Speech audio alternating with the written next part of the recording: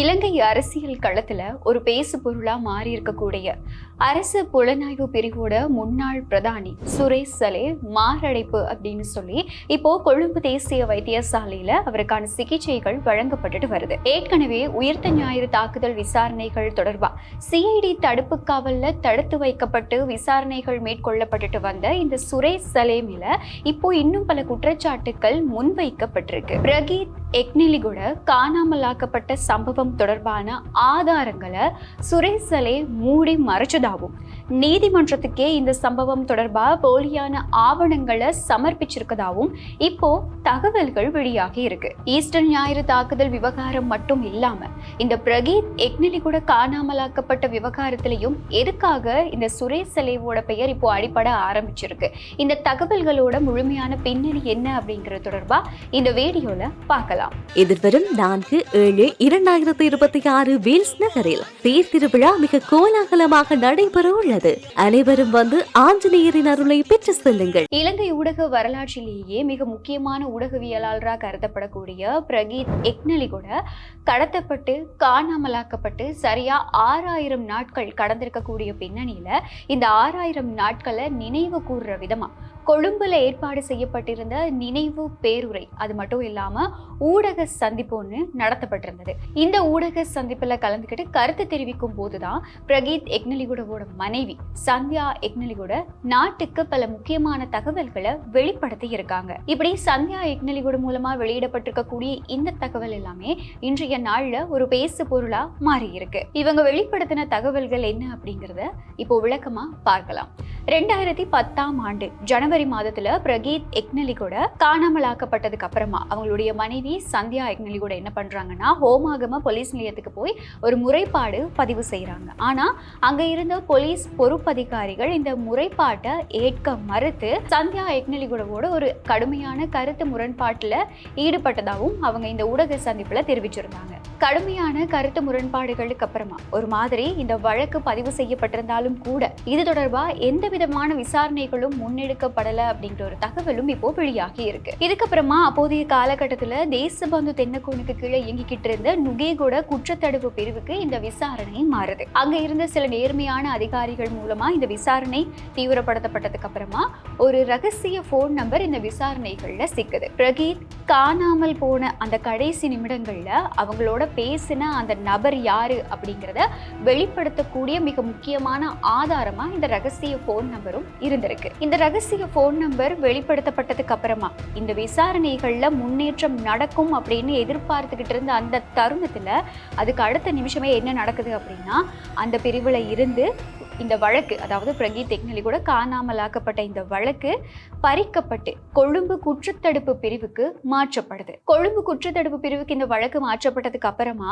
சாட்சியங்கள் பல அழைக்கப்பட்டதா சந்தியா எக்னெலிகூட குற்றம் சுமத்தி இருக்காங்க. எங்க எல்லாருக்குமே தெரியும் பிரகீத் எக்னெலிகூடவோட விவகாரம் தொடர்பா, அவர் காணாமலாக்கப்பட்ட இந்த சம்பவம் தொடர்பா நீதி கிடைக்கணும் அப்படிங்கிறதுக்காக உச்ச நீதிமன்றம் வரைக்கும் போயிட்டு இன்னைக்கு வரைக்கும் இந்த ஆட்கொணர்வு மனு தாக்கல் செஞ்சு பல மிரட்டல்களையும் தாண்டி உயிர் அச்சுறுத்தல்களையும் தாண்டி 6000 நாட்களா சந்தியா எக்னெலிகூட போராடிட்டு இருக்காங்க. நேற்று நடந்த இந்த ஊடக சந்திப்புல பல விஷயங்களை வெளிப்படுத்தின சந்தியா எக்னெலிகூட இந்த பிரகீத் எக்னெலிகூட விவகாரத்துல நாட்டுல இருந்த சட்டத்துறை எப்படியெல்லாம் விளையாடி இருக்கு அப்படிங்கிறதுக்கு பல உதாரணங்களை முன்வைக்கிறாங்க. அதுல மிக முக்கியமா அந்த காலகட்டத்துல சட்டமா அதிபரா இருந்த மொஹான் பீரிஸ் ஜெனீவா மனித உரிமைகள் ஆணைக்குழுவுக்கு நேரா போய் உலக நாடுகளோட முன்னிலையில ஒரு மிகப்பெரிய பொய்ய சொல்றாரு அப்படின்னு சந்தியா எக்னெலிகூட சொல்லியிருக்காங்க. அதுல என்ன சொல்லியிருக்காரு அப்படின்னா பிரகீத் எக்னெலிகூட காணாமல் போகல, அவர் ஒரு வெளிநாட்டுல அகதி தஞ்சம் கோரி ரகசியமா வாழ்ந்துகிட்டு இருக்காரு அப்படின்னு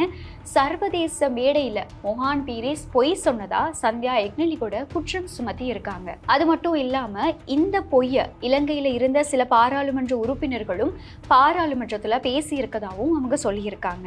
நாட்டுல மிக உயரிய சட்ட அமைப்பா கருதப்படக்கூடிய சட்ட சட்டமா அதிபர் திணைக்களமும் இலங்கை போலீசாரும் சேர்ந்து ஒரு கடத்தல் சம்பவத்தை மூடி மறைக்க எப்படியெல்லாம் காய் நகர்த்தி இருக்காங்க அப்படிங்கிறத சந்தியா எக்னலிகோட மறுபடியும் ஒரு தடவை நேற்றைய தினம் ஞாபகப்படுத்தி இருந்தாங்க. இங்கதான் இன்னொரு முக்கியமான விஷயமும் சந்தியா எக்னலிகோட மூலமா வெளிப்படுத்தப்பட்டிருக்கு. இந்த ஒட்டுமொத்த சதி திட்டத்துக்கு பின்னாடியும் கோட்டாபய ராஜபக்ஷ பாதுகாப்பு செயலாளராக இருந்த சந்தர்ப்பத்துல அவருக்கு கீழே ஒரு வலையமைப்பை நடத்திக்கிட்டு இருந்த இராணுவ புலனாய்வு பிரிவோட சுரேஷ் சலே தான் இந்த திட்டங்களுக்கு பின்னாடி மிக முக்கியமான மூளையா இருந்து செயற்பட்ட நபர் அப்படின்னு சந்தியா எக்னலிகோட இப்போ தெரிவிச்சிருக்காங்க.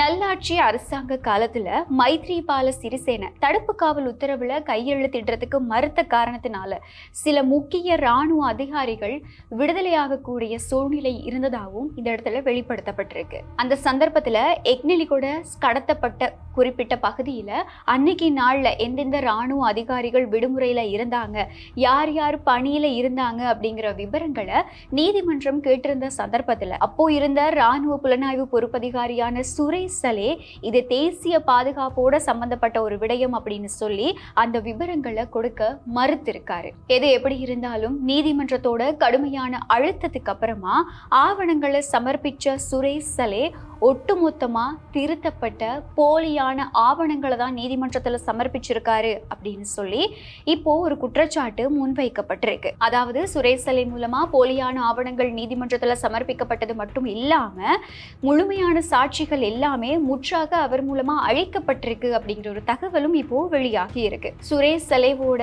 போலியான புலனாய்வு தகவல்கள் தான் இந்த விசாரணைகள் திசை திரும்ப காரணம் அப்படின்னு பிரகீத் எக்னலிகோட மனைவி சந்தியா எக்னலிகோட பகிரங்கமாவே குற்றம் சுமத்தி இருக்காங்க. ஈஸ்டர் ஞாயிறு தாக்குதல் விவகாரம் தொடர்பா இந்த விசாரணைகள் தொடர்பா இப்போ சிஐடி தடுப்பு காவலில் தடுத்து வைக்கப்பட்டு விசாரிக்கப்பட்டு வரக்கூடிய சுரேஷ் சலே 2 தினங்களுக்கு முன்னாடியும் கூட அவருக்கு மாரடைப்பு ஏற்படக்கூடிய அபாயம் இருக்கு அப்படின்னு சொல்லி அவருக்கான சிகிச்சைகள் வழங்கப்பட்டு வருது. ஆனா இவருக்காக வெளியில குரல் கொடுத்துக்கிட்டு இருக்கக்கூடிய இந்த ராஜபக்ஷ ஆதரவாளர்களா இருக்கட்டும், அதையும் தாண்டி இந்த சுரேஷ் சலேவோட ஆதரவாளர்களா இருக்கட்டும், இவங்க எல்லாருமே பரவலா சொல்லக்கூடிய ஒரு மிக முக்கியமான விஷயம் தான் கடந்த 30 ஆண்டு கால யுத்தத்தை நிறைவு செய்யறதுக்கு சுரேஷ் சலே ஒரு மிக முக்கியமான புலனாய்வு அதிகாரியா இருந்து செயற்பட்டிருக்காரு. அதனால அவர் இப்படி சிஐடி தடுப்பு காவல்ல வச்சு விசாரிக்கிறது அப்படிங்கிறது ஏற்றுக்கொள்ள முடியாத ஒரு விடயம். அதாவது அவருக்கு கொடுமைகள் நடக்குது, சித்திரவதைகள் நடக்குது அப்படிங்கறத ஏற்றுக்கொள்ள முடியாது அப்படின்னு சொல்லி பலரும் அவங்களுடைய தரப்பு வாதங்களை முன் வச்சிருந்ததை பார்க்கக்கூடியதா இருந்தது. ஆனா இப்போ நேற்றைய தினம் சந்தியா எக்னலிகோட மூலமா மிக முக்கியமான ஒரு பகிரங்க குற்றச்சாட்டை முன்வைக்கப்பட்டிருக்கு. இந்த சுரேஷ் சலே மூலமா பல போலியான புலனாய்வு தகவல்கள் வழங்கப்பட்டிருக்கு. இந்த தகவல்கள் இப்படி வழங்கப்பட்டதுனால தான் பல விசாரணைகள் திசை திரும்பினது அப்படின்னு ஒரு மிக முக்கியமான ஒரு குற்றச்சாட்டு முன்வைக்கப்பட்டிருக்கு. ஆகவே இந்த குற்றச்சாட்டுகளுக்கும் சதிகளுக்கும் பின்னணியில் இருக்கக்கூடிய அரசு புலனாய்வு பிரிவோட முன்னாள் பிரதானி சுரேஷ் சலே என்னதான் கொழும்பு தேசிய வைத்தியசாலையில சிகிச்சைகள் பெற்று வந்தாலும் கூட இந்த எக்னலிகோட விவகாரம் அது மட்டும் இல்லாம கடந்த கால மாஃபியாக்கள் தொடர்பா அவர்கிட்ட முழுமையான விசாரணை நடத்தப்படணும் அப்படிங்கிறது தான் இப்போ மனித உரிமை ஆர்வலர்களோட மிக முக்கியமான கோரிக்கையாகவும் இருக்கு. இப்போ நேற்றைய தினம் சந்தியா எக்னலிகோட மூலமா முன்வைக்கப்பட்ட இந்த மிக முக்கியமான குற்றச்சாட்டுக்கு அப்புறமா இனி வரும் நாட்கள்ல இவங்களுடைய இந்த குற்றச்சாட்டு அவதானத்துக்கு எடுத்துக்கொள்ளப்படுமா, இது தொடர்பாகவும் சுரேஷ் சலே கிட்ட விசாரணைகள் நடத்தப்படுமா அப்படிங்கிற ஒரு மிகப்பெரிய கேள்வியும் இந்த இடத்துல இருக்கு. எதிர்வரும் நாட்கள்ல அவருடைய உடல் நலம் சரியானதுக்கு அப்புறமா நடத்தப்படக்கூடிய விசாரணைகள்ல இந்த விடயங்கள் தொடர்பாகவும் விசாரணை நடத்தப்படணும் அப்படிங்கிறது தான் இப்போ இருக்கக்கூடிய மிக முக்கியமான கோரிக்கை. பொறுத்திருந்து பார்க்கலாம் எதிர்வரும் நாட்கள்ல இப்போ இவங்க வச்சிருக்கக்கூடிய குற்றச்சாட்டு தொடர்பா அடுத்த கட்ட சட்ட நடவடிக்கைகள் எடுக்கப்படுதா இல்லையா அப்படிங்கிறது தொடர்பா. ஆகவே சுரேஷ் சலே விவகாரம் நாளுக்கு நாள் தீவிரம் அடைஞ்சுக்கிட்டே போகுது. கடந்த கால பல குற்றச்செயல்கள் எல்லாமே இப்போ வெளிச்சத்துக்கு வர ஆரம்பிச்சிருக்கு. தேசிய மக்கள் சக்தி அரசாங்கம் இது தொடர்பா கரிசனை எடுத்துக்கொள்ளுமா அப்படிங்கிறத பொறுத்திருந்து பார்க்கலாம். இது தொடர்பா நீங்க என்ன நினைக்கிறீங்க அப்படிங்கிறத கமெண்ட்ல சொல்ல மறக்காதீங்க. மறுபடியும் இன்னொரு வீடியோல சந்திக்கலாம். எதிர்வரும் 4/7/2026 வேல்ஸ் நகரில் தேர் திருவிழா மிக கோலாகலமாக நடைபெற உள்ளது. அனைவரும் வந்து ஆஞ்சநேயரின் அருளை பெற்று செல்லுங்கள்.